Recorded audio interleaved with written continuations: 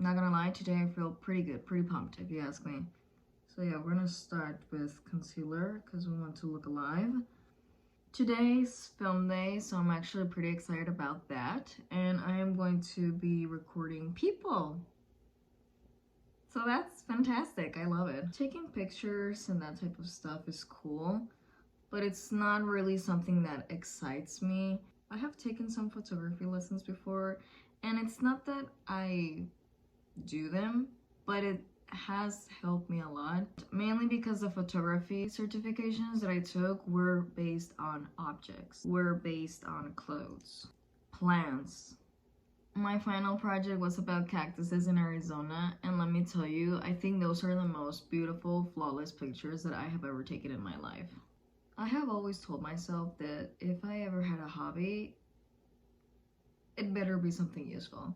A lot of people disagree with me, but that's just a me thing. If someone had told me 10 years ago that I was gonna go to schools and give a silly little talk about my agency, I would have been like, yeah, that sounds like something that I would do. All right, Missy, you better work. My mom told me the other day that I should try heatless curls for this instead of using the straightener, and I think she's right. I think they're in one of my moving boxes that I never unpacked. Meet Jorge. Jorge is the imaginary boyfriend that broke up with me for a TV commercial.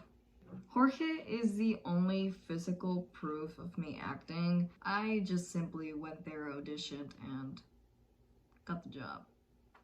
I am enjoying this blush moment. The only person rooting for me while I was acting and doing my radio stuff was my mom. A lot of people get pissed off at me because I took photography lessons. That, how dare I? And to that I say, why does it matter to you so much? Why is it bothering you? I genuinely want to know what's the problem with it. The moment there is a camera involved with my clients, it's because we had already figured out the vision, really. And because I know what my client wants, I would normally go for a photographer that has experience with that vibe that we're looking for. I remember this one time a client of mine didn't give me permission to do a finance analysis. So when we were going through the money talk, he was going through quantity, not quality. And he hired this specific photographer because it was the one close to his budget. He was doing all the planning, all the thinking. He was doing my job. And I remember I was in the second month in with him and I told him, hey, I think it's better if you just cancel the contract with me now because I'm just not doing anything here. I was technically only giving him advices and he was not even following them. What is my degree for? Long story short, the photographer did a magnificent job, but of course, it was not what my client really wanted. My client told me that I was the one responsible for that mistake and that I had to pay him whatever the photographer had charged us. But I was able to negotiate with the photographer and we were able to save some of the photos. It just needed a little bit of editing. And I did that for the sake of my client, really. My client was a very harsh citizen, or simply very difficult, as you can imagine. But he was never rude to me.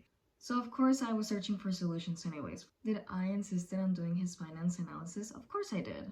But was I pressuring him after he had told me no? No. One time was good enough.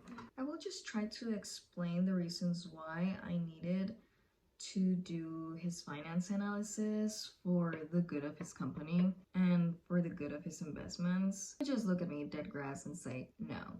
So I was like, okay, thank you for letting me know. And of course the contract had to change. It would have been disrespectful of me not changing the contract, not changing the price, not changing my services, because it was ridiculous the amount of money that I was charging him for me not to do nothing. At first he was not really happy and he didn't want to sign anything until a month later when he noticed the price. which was a good solid 70% less. He proceeded to sign and told me that I was stupid and that I shouldn't have said a word. A lot of people would assume that this is a bad thing, but to me it was something really good. Because with that, I had a little insight on what the type of person he was and what was his brand and what audience he wanted for his brand.